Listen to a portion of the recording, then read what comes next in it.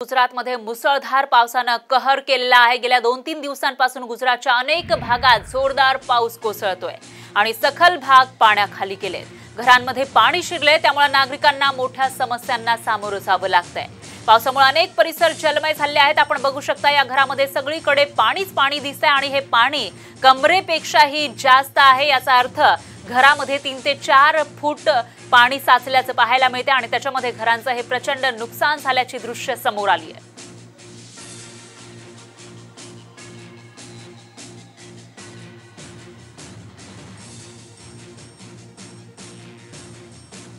तर ही दृश्य आपण बघू शकताय कशा पद्धतीने या लोकांना आपल्याच घरामध्ये ही पाणी साचल्याची दृश्य पाहावी लागतात आणि सामान वाचवण्यासाठी त्यांची तडफड दिसून येते। तर सगळीकडे पाणीच पाणी शिरल्याचं या दृश्यांमधून आपल्याला पाहायला मिळतंय। त्यामुळे संसार उपयोगी जे साहित्य आहे त्याचंही नुकसान होताना दिसतंय।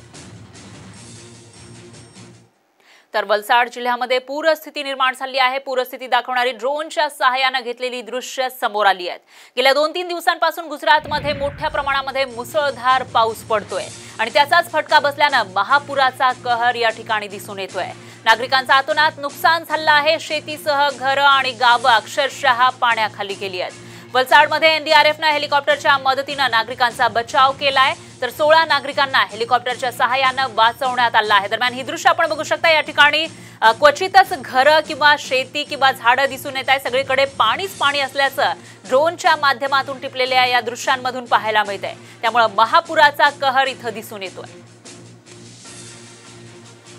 वलसाडमधील ही दृश्य आपण बघू शकताय। ड्रोन व्हिडिओ समोर आला आहे। याच्यामध्ये बराचसा जो भाग आहे तो पाण्याने व्यापल्याचं पाहायला मिळते आणि अशामध्ये एनडीआरएफ कडून बचाव कार्य सुरू करण्यात आलं आहे। इकडच्या 16 नागरिकांना हेलिकॉप्टरच्या सहाय्याने वाचवण्यात आलं आहे आणि त्याचीच ही दृश्य आपण बघू शकताय। एक्सक्लुझिव्ह दृश्य आपण बघू शकताय। हेलिकॉप्टरच्या सहाय्याने जे बचाव कार्य सुरू आहे ते अशा पद्धतीने इथं केलं जातंय।